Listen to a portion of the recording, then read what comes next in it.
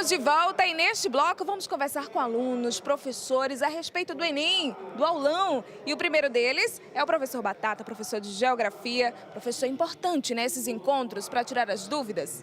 Bom dia, sim, muito importante.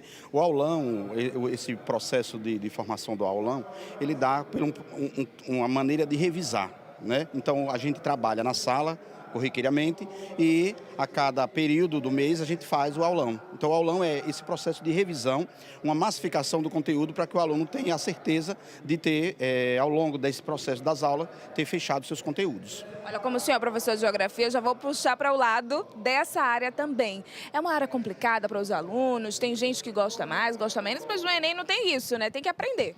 É verdade. A geografia, assim como as outras disciplinas, ela tem, hoje o Enem ele não tem um peso, né? As matérias são divididas por um número X de questões e a geografia, ela entra nesse meio dentro de uma forma bastante light. Eu digo que a prova de geografia é tranquila e alguns pontos são sempre explorados. Por exemplo, a Revolução Industrial, todo ano tem. A questão do meio ambiente, chuvas ácidas, ilha de calor. A questão do crescimento urbano, o envelhecimento da população, são assuntos que fazem parte cotidianamente do Enem. O aluno tem que estar tranquilo e atento, né? Com certeza, com certeza. A gente sempre passa para o aluno que o exercício físico, a alimentação saudável faz parte para que ele chegue na prova somente o corpo ali, mas a mente tem que estar restrita à prova. Ele não pode vir com uma roupa, por exemplo, que prejudique o andamento dele. Ele tem que estar com algo tranquilo para que ele se sinta bem à vontade, 100% dele, somente naquela prova. Muito obrigada, professor. A gente que agradece. Olha, eu estou aqui com o professor Vladimir, que é coordenador pedagógico do pré-universitário da CED. Professor, explica para a gente a importância desses aulões, né? Fundamentais. Com certeza. É mais um reforço para o aluno que vem acompanhando as aulas diariamente nos polos, nos 44 polos que temos espalhados pelo estado. E esse aulão ele vem reforçar justamente não somente com os alunos do próprio programa pré-universitário, como também os próprios alunos da rede pública, todos são convidados, dos municípios aqui circunscritos da DR2. E aí eles vão ver especificamente aquilo que mais cai no Enem, qual o ponto ele deve focar mais nos seus estudos, tudo isso visando um bom resultado no final. Eles ficam o dia todo aqui, como é que funciona essa logística? A gente inicia as aulas pela manhã, geralmente às 9 horas, e aí vamos ter aulas de linguagens, né? Português, literatura, artes, educação física, e segue com humanas, história, geografia, sociologia e filosofia. À tarde, a gente segue com natureza, física, química e biologia, e matemática para encerrar o dia. Olha, com esses aulões o sucesso é garantido. Muito obrigada, professor. Nada. Agradeço a você.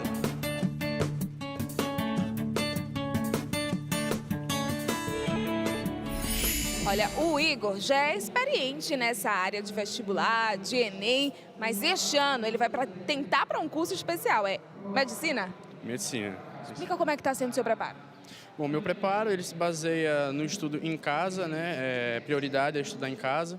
E eu uso também o pré-sério como uma ferramenta só para tirar dúvidas e, inclusive, os professores ajudam muito.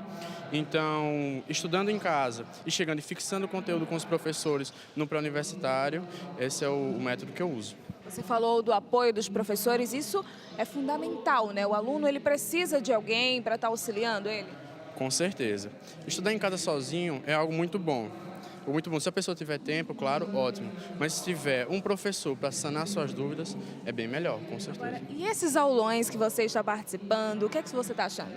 Bom, os aulões, eles vão servir basicamente para tapar alguns buracos que ficam. Eles vão vir, vão dar dicas, e eu acho isso importante porque às vezes o aluno ele está muito nervoso. E algumas dicas que os professores dão vai auxiliar ele na hora da prova, tenho certeza. Então os aulões eu acredito que seja muito importante. Igor, então sucesso, viu? Obrigado. Olha, muita gente acha que a educação física não cai no Enem. Se engana. Professor Genaldo, cai sim, né?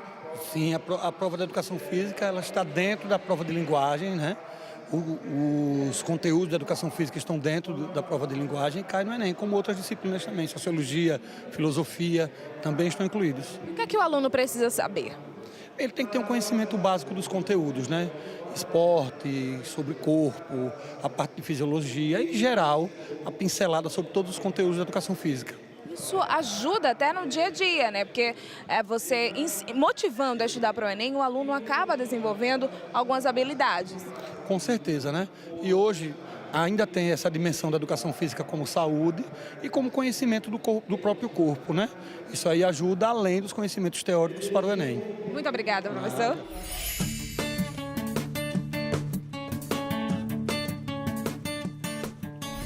Olha, a Ana Vitória quer ser nutricionista e para isso ela vai fazer o Enem também. Como é que está sendo esse seu preparo?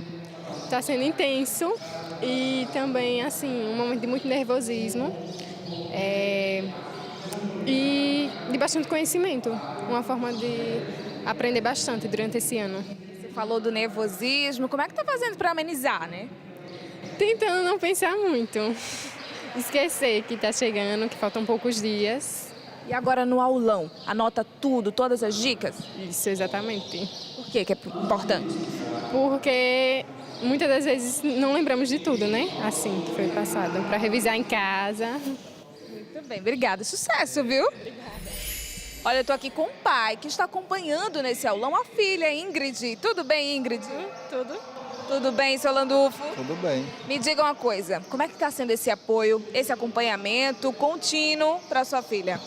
É importantíssimo, né? A gente, como pai, tem que acompanhar os filhos, né? Estimular o estudo, né? Porque sem estudo você não consegue ter um futuro promissor, como a gente espera, né? E é uma oportunidade ímpar ela estar aqui fazendo parte do Precede, né? E com professores muito bons e acho que vai ser sucesso no Enem.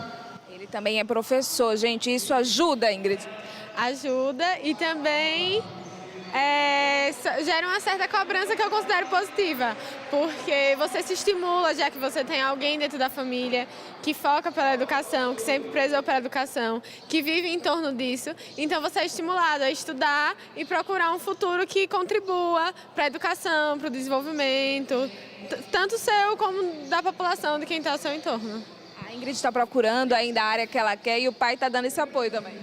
Nessa idade, muito jovem, 17 anos, é muito cedo para escolher uma área. Então, eu acredito que deve se preparar para o evento, né, para participar do Enem. Se for, eu acredito que muitos jovens também ainda têm essa indecisão, porque eu acho muito novo. Acho que lá pelos 22 anos você já está um pouco mais maduro para escolher uma área, né? A sociedade exige muita precocidade atualmente das pessoas, né?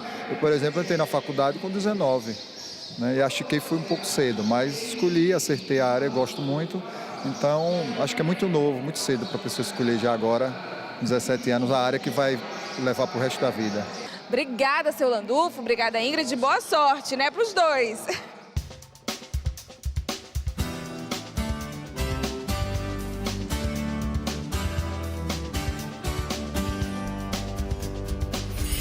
Olha, você que nos acompanha já conhece o nosso quadro Se Liga na Dica. Hoje ele está muito especial. Estou aqui com o professor Dixon, que vai dar dicas de linguagens e redação. Professor, bem-vindo mais uma vez ao nosso programa, né? Que também foi meu professor. Agora me diga aí, quando a gente fala de linguagens no Enem, o que a gente fala?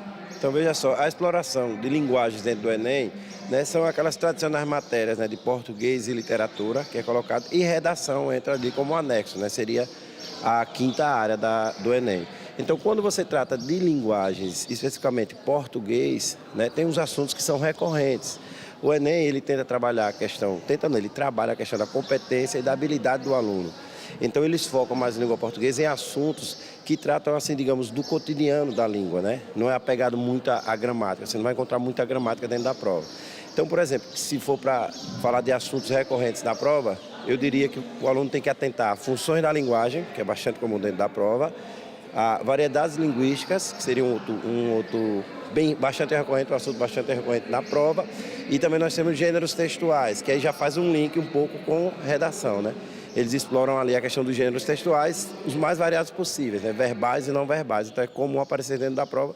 E o assunto, digamos assim, que mais cai na prova, que é a interpretação do texto. Então o aluno tem que ter essa habilidade, a competência geral e a habilidade de interpretar texto, que é basicamente o que você tem de predomínio dentro da prova de linguagem, certo? Professor, e quando se fala de redação? A gente já falou sobre linguagens e a redação.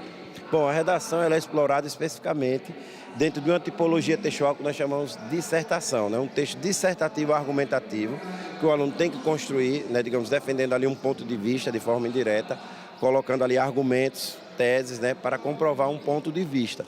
E, evidentemente, que dentro dessa prova, você tem uma correção, e essa correção é feita dentro de 5 competências, né? A competência 1 da redação, que trata do domínio de língua portuguesa, né, da questão mesmo de ortografia, de concordância e tal. Tem a competência 2, que vai tratar da estrutura do texto, né? Você tem que montar um texto dentro de uma estrutura dissertativa e também, digamos, do seu conhecimento, digamos assim, cultural, sociocultural, né? Aquilo que você adquire com a escola, com o dia a dia, que pode servir de base para sustentar uma tese dentro do texto.